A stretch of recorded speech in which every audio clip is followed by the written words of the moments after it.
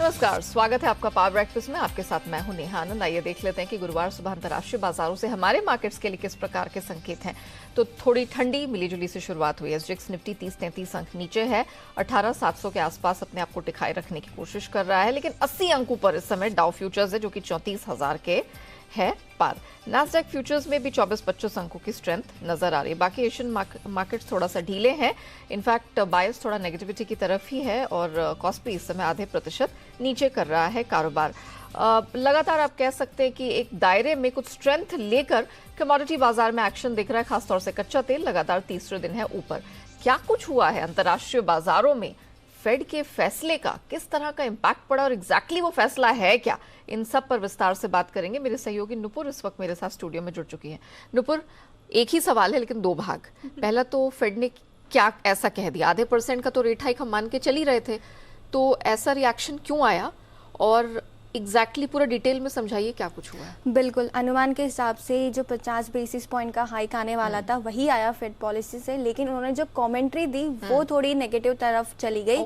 बाजार ने उसे नेगेटिव तरफ लिया क्योंकि हॉकिश काइंड ऑफ कमेंट्री आप कह सकते हो, जहां पे उन्होंने कहा कि जो रेट हाइक का सिलसिला है वो अगले साल भी चलता रहेगा। दूसरी बात उन्होंने कहा कि जो 2024 तक रेट्स कम होने के चांसेस कम है। तो ये एक पॉइंट था जिसे मार्केट ने काफी नेगेटिव तरीके से लाया, क्योंकि पिछले हफ्ते हम जब ये सुन रहे थे कि रेट हाइक कम होगी तो ये इंडिकेशन आ सकता है कि आने वाले जो भी फेड पॉलिसीज है वहां पे और कम होने के संकेत यहाँ से मिलेंगे, लेकिन इसके ऑपोजिट हुआ। इसलिए एक रीजन था कि काफी फ्लक्चुएशन देखा, काफी उतार चढ़ाव था कल यूएस के बाजार में। इनफैक्ट जो टर्मिनल रेट आई है अब 2023 की वो यही है कि 5.1 के आसपास हो सकती है, जो पहले 4.6 का था सितंबर में। अगर हम देखें तो दो चीजें आई। अनुमान के मुताबिक थी 50 बेसिस पॉइंट का हाइक, लेकिन जो कमेंट्री आई वो हॉकिश थी। वहां पे उन्होंने कंटिन्यूअस रेट हाइक की तरफ इंडिकेट किया। इनफैक्ट उन्होंने ये भी कहा कि उनका जो फोकस है इन्फ्लेशन को लेकर वो ये है कि वो 2% के नीचे उसे लाना चाहते हैं। हालांकि हमने देखा थोड़ा कम हुआ है, लेकिन 2% का उनका टारगेट है और इसी के चलते उन्होंने ये इंडिकेट किया कि आने वाले साल में भी रेट हाइक्स होती रहेगी। अब मार्केट्स की बात करें तो करीबन पॉलिसी के पहले करीबन 300 पॉइंट का उछाल था डाउ में, लेकिन 150 पॉइंट नीचे घिरकर बंद हुआ, तो 400 पॉइंट का आपको वहां पे मूवमेंट दिखेगा। S&P 500 की भी बात करें तो 25 अंक की गिरावट वहां पर थी और नैस्डैक में भी करीबन 85 पॉइंट गिरकर कल बंद होते नजर आए। फाइनेंशियल स्टॉक्स में जब पॉलिसी अनाउंसमेंट हुआ तो सबसे ज़्यादा इम्पैक्ट जो आया वो फाइनेंशियल स्टॉक्स थे, जहां पर आपको करीबन 1.5 से 2% की गिरावट नजर आई। जो टेक स्टॉक्स है वहां पर भी 1% की गिरावट थी, क्योंकि यहाँ पर ग्रोथ कंसर्न्स को लेकर सवाल उठता है जब टेक स्टॉक्स की बात आती है, और ये पिछले हफ्ते भी हमने देखा था। डॉलर इंडेक्स की बात करें और तो वहाँ पर करीबन 103 के पास आ चुका है 6 महीने के निचले स्तर पे। यूरोपियन बाजार भी अगर हम देखें तो काफ़ी फ्लैट थे कल के ट्रेडिंग सेशन में, लेकिन आज इंपॉर्टेंट दिन है क्योंकि बैंक ऑफ इंग्लैंड और यूरोपियन सेंट्रल बैंक की आज पॉलिसी है। वहाँ पे अनुमान है कि 50 बेसिस पॉइंट का हाइक हो सकता है। वहाँ से क्या कमेंट्री आती है इस पर भी बाजार की नज़र रहेगी। 10 साल की बॉन्ड यील्ड की बात करें तो करीबन 3.5% के आसपास आ चुकी है। इन्फ्लेशन के जब डेटा आए थे तब उसके बाद वहाँ पे शार्प फॉल था, लेकिन ये अब 3.5% के आसपास है।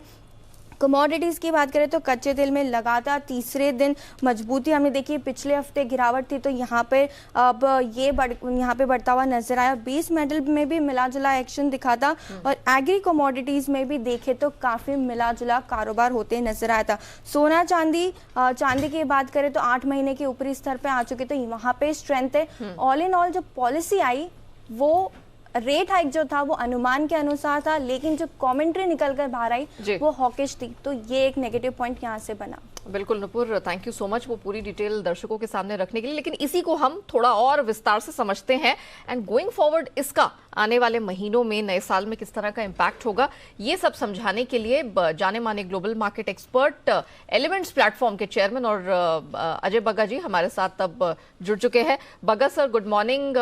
As usual it's a pleasure to have you sir. Sir बताइए, ये जो अमेरिका में ब्याज दरों में बढ़ोतरी हुई है, ये बार बार टर्मिनल रेट का जिक्र हो रहा है, कोई दिक्कत वाली बात है सर? जिस तरह का स्टैंड अब वो लेकर आए हैं, इसे आप कैसे देखते हैं overall? Good morning Neha ji. Overall देखें तो जैसे अनुमान था वही हुआ। इसमें एक चीज आप कह सकते हैं कि जीडीपी के आंकड़े उन्होंने कम किए, जहां 1.25% तक जीडीपी अगले साल बढ़ना था 0.5 पे ले आए। इन्फ्लेशन थोड़ी बढ़ाई उन्होंने, 3.1 से 3.6 तक दिखाया। और तीसरा है कि टर्मिनल रेट है जो आपने कहा 5.1 पे ले आए 4.6 से। अब सितंबर से अभी तक 2 बारी इनकी सीपीआई गिर चुकी है। उन्होंने ये कहा कि देखिए सीपीआई जरूर गिरी है बट हम और इसको और गिरता देखना चाहते हैं, उससे पहले हम नहीं कमेंट कर सकते। बट एक बारी उन्होंने ये जरूर कहा कि यहाँ से हम छोटे स्टेप्स लेंगे। उससे थोड़ा सा मार्केट में उछाल आया था जब उन्होंने ये कहा अपने वक्तव्य में। तो ओवरऑल क्या है, हॉकिश रही पॉलिसी, क्योंकि टर्मिनल रेट ज्यादा रखा, इन्फ्लेशन अगले साल के लिए ज्यादा रखी। बाकी सब कुछ जैसा अनुमान था उसी के साथ ही आया। मार्केट्स ऑलरेडी जब पॉलिसी आई ये सब डेटा देख के गिरे थे और थोड़ा सा फिर ठहराव आया, बट फिर बंद होते होते मार्केट्स हल्के से डाउन थे, 1% से कम ही था, तो ज्यादा हम नहीं कहेंगे। यहाँ से हमारा अनुमान है सेंटा क्लॉज रैली आनी चाहिए। उसका क्या कारण है कि अब कोई बड़ा डेटा नहीं बचा है रेस्ट ऑफ द ईयर के लिए। पैसा काफी है साइडलाइंस पे और वो पैसा लगेगा अगले साल के लिए। कॉशन है फरवरी तक, बट अभी मुझे लगता है थोड़ा मार्केट में उछाल आना चाहिए और भारतीय मार्केट भी रिकवर कर जाएंगे। एसटीएक्स निफ्टी हल्का सा नेगेटिव था कल रात को, आज भी सवेरे वही कैरी फॉरवर्ड हो रहा है, बट ऐसा कुछ ज्यादा फेरबदल नहीं है। 5% तो मार्केट अनुमान लगा के चल ही रहा था, वो 5.1 कर दिया। ये ज्यादा हॉकिश, ज्यादा कंजर्वेटिव रहे क्योंकि 2 साल से गलत हो रहे हैं। इस बार ही नहीं चाह रहे थे कि लोग फिर बोले। अब ये अंडर प्रॉमिस ओवर डिलीवरी की बात चल रही है। जून में इनकी इन्फ्लेशन 9.1 थी, अगले जून तक इनकी इन्फ्लेशन 3 से 4% आ जाने वाली है। तो और रह कितना गया, 4.25 कर चुके हैं, यहाँ से 0.75 का रह गया फासला इंटरेस्ट रेट का जी। और ये 0.75 4 बारी बढ़ा चुके हैं, इस बारी 50 बढ़ाया, तो और 2 बारी में ये इंटरेस्ट रेट का फासला भी तय हो जाएगा। तो मार्केट और जल्दी इससे समझौता कर लेगा जी सर। कुछ बड़ी बात नहीं देखी। ओके, चलिए sir, thank you so much. इतने बेहतरीन तरीके से पूरे इस ब्याज दरों में जो बढ़ोतरी की है फेड ने, उसे और उसके इम्पैक्ट को गोइंग फॉरवर्ड दर्शकों के सामने रखने के लिए, समझाने के लिए। आइए आगे बढ़े, इससे पहले देख लेते हैं कि बुधवार यानी कल संस्थागत निवेशकों की तरफ से प्रदर्शन किस प्रकार का देखने को मिला है। तो एफएनओ स्पेस में विदेशी संस्थागत निवेशकों ने तो बिकवाली दर्ज की है, 4,500 करोड़ के आसपास की बिकवाली का फिगर आया है। लेकिन घरेलू बाजार में ये जो घरेलू संस्थागत निवेशक है उनकी तरफ से 900 करोड़ से अधिक की खरीदारी हाथ लगी है। 372 करोड़ के आसपास की कैश स्पेस में एफआईआईज ने की है खरीदारी। अब जिस तरह के ग्लोबल संकेत मिलते दिख रहे हैं उन सबके बीच हमारे मार्केट आज कैसे रिएक्ट करेंगे, क्या होगी रणनीति, सब बताने के लिए जी बिजनेस के मैनेजिंग एडिटर अनिल सिंह भी हमारे साथ जुड़ चुके हैं।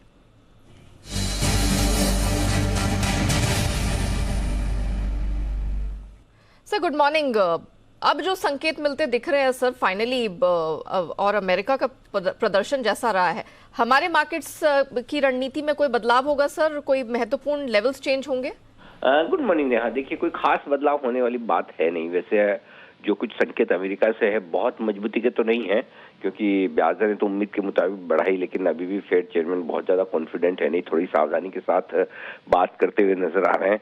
तो यानी कि अगली पॉलिसी भी फिर उसी लिहाज से और इम्पोर्टेंट होंगी ही। तो ये आपके लिए संकेत अमेरिका से है।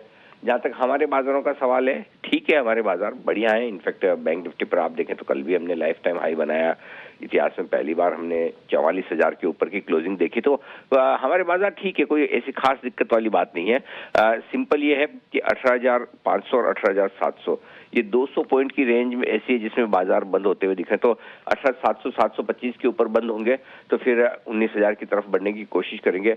18,500 के नीचे बंद होंगे तो थोड़ी कमजोरी और बढ़ेगी। और जब तक इस 200 पॉइंट की रेंज में क्लोजिंग बेसिस पे हम कंसोलिडेट कर रहे हैं तब तक ठीक है, कोई दिक्कत वाली बात नहीं। जहां तक आज के बाजार का सवाल है, अगर गैप से नीचे खुले तो खरीदना है। जितना ज्यादा नीचे गैप से खुले उतना जल्दी उतना ज्यादा खरीदना है। और खरीदने के लिए जो अच्छी जगह है वो है 18,525 से 18,600, इस रेंज में धीमे धीमे टुकड़ों में आपको करनी है खरीदारी। ऊपरी स्तरों पर 18,700, 18,775 वो रेंज है, इस रेंज में आपको प्रॉफिट बुकिंग करनी चाहिए। तो ये स्ट्रेटेजी आपकी निफ्टी की हो गई। बैंक निफ्टी का जहां तक सवाल है, इमीडिएटली जो सपोर्ट है बैंक निफ्टी के लिए वो 43,700 से 43,775, ये 75 पॉइंट की रेंज बैंक निफ्टी के लिए तुरंत मजबूत सपोर्ट का काम करेगी। और बैंक निफ्टी जब तक 43,500 के ऊपर बंद हो रहा है तब तक कहीं कोई चिंता करने की जरूरत है नहीं। अब 44,000 के ऊपर लाइफ टाइम हाई पर हम ट्रेड कर रहे हैं, आगे कोई बहुत बड़े डेटा है नहीं।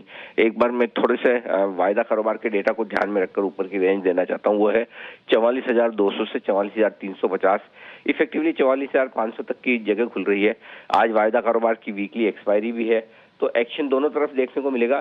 तो चूंकि संकेत थोड़े से ढीले हैं, कमजोर शुरुआत के हैं, तो नीचे खुलने के बाद हम एक रिकवरी दिखाने की दिन के दौरान कोशिश करेंगे। ऐसे में अहम सपोर्ट लेवल के आसपास खरीदारी करने का रुझान बनना चाहिए। जी, point taken sir, thank you so much. तो डिप्स पे खरीदारी बिल्कुल बनती है, अपर रेंज में प्रॉफिट बुकिंग करके चलना है 18,525 से 600। सपोर्ट रेंज आज सर ने निफ्टी के लिए दी है, अपर बैंड 18,700 से 775 तक स्ट्रेच होता हुआ दिख रहा है। सिमिलरली बैंक निफ्टी रिकॉर्ड पे रिकॉर्ड हाइज बनने का तो सिलसिला जारी है, लेकिन 43,700 775 के पास आज थोड़े डिप में मिले तो खरीदारी करिए, रिकवरी वहां से आएगी। 44,200 से 350 तक का लेवल अपर बैंड के तौर पर बैंक निफ्टी में देखने को मिलेगा। आइए जान लेते हैं कि खबरों के दम पर किन स्टॉक सेक्टर्स में दिखेगा एक्शन। पूरी डिटेल लेकर अरमान हमारे साथ जुड़ चुके हैं। अरमान, मॉर्निंग महत्वपूर्ण ट्रिगर्स आज के लिए स्टॉक्स एंड न्यूज की लिस्ट। बिल्कुल, कई सारे ट्रिगर्स हैं जिसमें रेमिशन of duties and taxes on export products scheme में अब आयरन, स्टील, केमिकल्स और अगर आप देखेंगे तो जो अगर फार्मास्यूटिकल्स जो हैं वो भी शामिल होते हुए दिखेंगे। क्रेडिट रेटिंग एजेंसीज के स्टैंडर्ड क्लासिफिकेशन जो है वो आज से लागू होते हुए दिखेंगे। पीवीआर आइनॉक्स लीजर मर्जर पर भी ध्यान रखना होगा जिसमें एनसीएलटी अंतिम फैसला लेगी। ई-क्लर्क सर्विसेज जिसमें बायबैक के फाइनल टर्म और कंडीशंस पर बोर्ड बैठक पे विचार किया जाएगा। हेमत सीड अगर बात करें, सीड की बात करें तो वहां पर बोर्ड की बैठक में पूंजी जुटाने पर विचार किया जाएगा। और रोलिंग सेटलमेंट्स, अगर रोलिंग सेटलमेंट वहां पर रोलिंग सेगमेंट की बात करेंगे, माफ कीजिएगा, जहां पे ट्रेड टू ट्रेड सेगमेंट से ट्रांसफर होंगे बी ग्रुप में, वो बी ग्रुप से जो टी ग्रुप में ट्रांसफर होते हुए दिखेंगे। कुछ स्टॉक्स बी ग्रुप से टी ग्रुप में ट्रांसफर होते हुए दिखेंगे जिसमें एनएक्सटी डिजिटल, सद्भाव और पीपीएपी ऑटोमोटिव है जैसे स्टॉक्स हैं। चेंज इन प्राइस बैंड है यूको बैंक जो उसमें 20% टू 10% होता हुआ दिखेगा। एक्स डेटेड स्टॉक्स में जिसमें आरसीएफ डिविडेंड 4.1 का है और पीटीसी इंडिया जिसमें फाइनल डिविडेंड है 5.8 का। अब आ जाते हैं आईपीओ अपडेट पर। सूला विनयार्ड की बात करें जो आईपीओ जो बंद होता हुआ दिखा है, जिसमें सब्सक्रिप्शन अगर आप देखेंगे ओवरऑल 2.3 टाइम्स बढ़ता हुआ दिखा है, जिसमें रिटेल का हिस्सा 1.7 टाइम्स और एनआईए लगभग 1.5 और क्यूआईबी का लगभग 4 गुना जो है बढ़ता हुआ दिखा है। एबेंस होल्डिंग यहां पर अभी तक सुस्त रिस्पॉन्स होता हुआ दिखा है। आज उनका आखिरी दिन है, डे 4 है आज। कल तक की बात करें तो उनको टोटल 46% मिला है, हालांकि रिटेल का हिस्सा 32% है और एनआईए 17% बढ़ते हुए दिखे हैं। लैंडमार्क कार्ड्स की बात करें, डे 2 तक अगर टोटल सब्सक्रिप्शन उनको लगभग 40% के आसपास मिलता हुआ दिखा है, एनआईए 84% और रिटेल का हिस्सा 36% बढ़ता हुआ दिखा है। अब आ जाते हैं खबरों पर। खबरों में सबसे महत्वपूर्ण आईआरसीटीसी पर आपको ध्यान रखना होगा, जिसमें सरकार आईआरसीटीसी में ओएफएस के जरिए लगभग 5% जो है अपनी हिस्सेदारी बेच सकती है और फ्लोर प्राइस 680 का रखा गया है, जो कि अगर आप मौजूदा भाव देखेंगे वहां से लगभग 7.5% डिस्काउंट पर है। आज नॉन रिटेल इन्वेस्टर्स के लिए लगभग 2.5% हिस्सेदारी बेचेंगे और कल अगर आप देखेंगे तो रिटेल और नॉन रिटेल इन्वेस्टर्स के लिए एडिशनल जो है 2.5% हिस्सेदारी कंपनी जो है बेच सकती है। और सरकार की अभी मैं आपको बता दूं कि मौजूदा होल्डिंग जो है 67.4% है।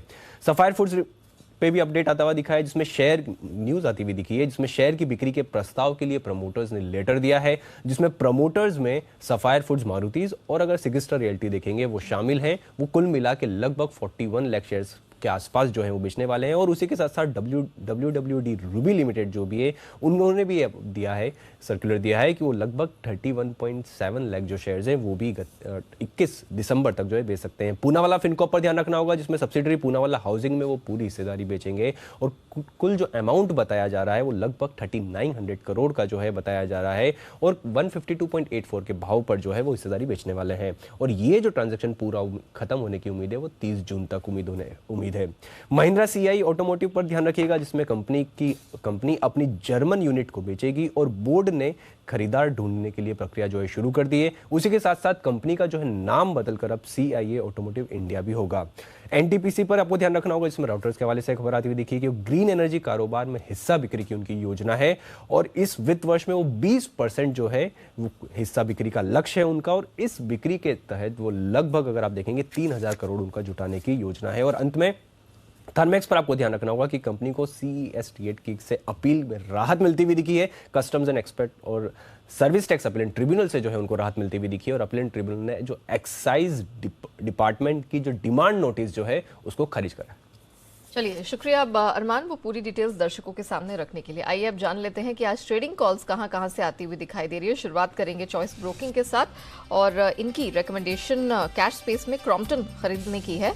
यहां पर 356 के पास खरीद के चले, स्टॉप लॉस 350 का और 367 का आपको टारगेट स्ट्रैटेजी में मिल जाएगा। बारी आती है आनंद राठी कि आनंद राठी सिक्योरिटीज साइन खरीद के चलने की सलाह दे रहे हैं। स्टॉप लॉस 800 का 860 के टारगेट के लिए। सेंट्रम ब्रोकिंग की तरफ से 2 रिकमेंडेशन है। सिटी यूनियन बैंक खरीद के चले 211 के टारगेट के साथ और गेल यहां पर भी खरीदारी की सलाह है और टारगेट स्ट्रैटेजी में 100 रुपए का है।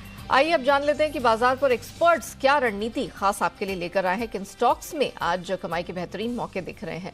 सब पर बात करने के लिए SMC ग्लोबल के मुदित गोयल हमारे साथ जुड़ चुके हैं। मुदित जी मॉर्निंग, पहले तो बता दीजिए ब्रॉडर मार्केट्स में आज क्या रणनीति अपनाई जाए। Good morning Neha ji, good morning everyone. बिल्कुल, देखिए ब्रॉडर मार्केट्स में तो ओवरऑल मोमेंटम पॉजिटिव ही नजर आ रहा है। जो कुछ कल फेड का आउटकम था वो सारा डिस्काउंटेड है और मार्केट में लग रहा है यहाँ से तेजी देखने को मिलेगी। निफ्टी की बात करते हैं, कल के सेशन में अच्छी चीज नजर आई। लास्ट के हाफ एन आवर में जरूर हाई से प्रॉफिट टेकिंग देखने को मिली, लेकिन उसमें भी सेक्टर रोटेशन होता हुआ नजर आ रहा था। सिलेक्टेड PSU स्टॉक्स में बाइंग नजर आ रही थी, सिलेक्टेड मेटल स्टॉक्स में बाइंग थी, सिलेक्टेड IT स्टॉक्स में बाइंग थी, हैवीवेट काउंटर्स में बाइंग थी। इसलिए लग रहा है अभी भी बाइसनेस मार्केट का पॉजिटिव साइड ही है। आज के सेशन के लिए 18,750 तक के अपसाइड में निफ्टी दिखा सकता है। स्टॉप लॉस आएगा 18,590 का। वहीं निफ्टी बैंक की बात करते हैं, निफ्टी बैंक में लगातार आउट परफॉर्मेंस देखने को मिल रही है। निफ्टी बैंक में आज भी तेजी बनेगी। 44,250 के टारगेट्स के लिए निफ्टी बैंक को लॉन्ग करके चल सकते हैं। स्टॉप लॉस रहेगा 43,900 का। स्टॉक स्पेसिफिक एक्शन मुदित जी कहां दिख रहा है? देखिए कल इंश्योरेंस कंपनीज में काफी अच्छा मोमेंटम था, तो उसी में से एक स्टॉक चुना है। सबसे पहले GIC-RE। GIC-RE में कल के सेशन में रिकॉर्ड वॉल्यूम के साथ ब्रेकआउट देखने को मिला है। फ्लैग पैटर्न का ब्रेकआउट है और जो चार्ट बनते हुए नजर आए हैं ये लग रहा है कि यहाँ से और स्ट्रेच होगा। आज के सेशन में 170 के टारगेट्स के लिए GIC-RE को लॉन्ग करके चलेंगे। स्टॉप लॉस 154 का होगा। पोजीशनल टारगेट GIC-RE में 190 तक के निकल कर आते हैं। दूसरा स्टॉक रहेगा टाटा कंज्यूमर। टाटा कंज्यूमर लगातार अंडर परफॉर्मेंस दिखाया है और अब जिस तरह के चार्ट प्लेस्ड हुए हैं, स्टॉक में inverse head and shoulder pattern बनाया है जिसके ब्रेकआउट के पास ही काउंटर ट्रेड हो रहा है। यहाँ से बढ़िया मोमेंटम दिखा सकता है। 830 के टारगेट्स के लिए टाटा कंज्यूमर को लॉन्ग करके चल सकते हैं। स्टॉप लॉस रहेगा 805 का। थैंक यू सो मच मुदित जी हमारे साथ जुड़ने के लिए और स्टॉक मार्केट की पूरी डिटेल्स और कमाई के मौके दर्शकों के सामने रखने के लिए। मोटी बाजार की रणनीति रखते हैं आपके सामने और आज की जो स्ट्रैटेजीज है वो कुंवर जी के रवि देवरा की तरफ से आ रही है। आज इनकी तरफ से नेचुरल गैस खरीद के चलने की सलाह है। टारगेट वो 555 का दे रहे हैं, खरीदारी करनी है 530 के पास। वहीं मेटल स्पेस में एल्यूमिनियम पर है भरोसा, दिसंबर वायदा सेल करके चलने की सलाह। उन्हें लगता है थोड़ा प्रेशर रहेगा, 215 के पास सेल करें, नीचे 209 तक का टारगेट आपको देखने को मिल जाएगा। आइए अब बात करते हैं FIR यानी FI इन्वेस्टमेंट रिपोर्ट की और देख लेते हैं कि किन शेयरों पर फॉरेन ब्रोकरेजेस की तरफ से FIR दर्ज हुई है। तो शुरुआत हम करेंगे LTI माइंट्री से। CLSA आउट परफॉर्म का स्टैंस इनिशिएट किया है, टारगेट 4,920 का दे रहे हैं। HDFC लाइफ पर CLSA की तरफ से बाय की सलाह है, टारगेट इन्होंने बढ़ाकर 710 किया है। SBI लाइफ पर भी इनकी खरीद की ही सलाह है, टारगेट बढ़ा दिया 1650 अब नया लक्ष्य है। ICICI प्रूडेंशियल CLSA ने इस पर खरीद की सलाह दी, हालांकि टारगेट थोड़ा ट्रिम करके 600 पर लाए हैं। मैक्स फाइनेंशियल यहां पर भी खरीद की सलाह है, टारगेट में यहां पर भी की है कटौती, 1050 से अब नया टारगेट घटाकर 970 पर लाए हैं। NTPC पर HSBC की खरीद की पोजीशन मेंटेन करने की सलाह है, टारगेट 200 का रखा है। चलिए इसी के साथ पावर ब्रेकफास्ट को हम यही रैप अप करते हैं, लेकिन आप बने रहिएगा जी बिजनेस के साथ। ब्रेक के बाद लेकर आएंगे ट्रेडर्स डायरी, जहां आपको मिलेंगे आज के लिए 20 दमदार ट्रेडिंग आइडियाज।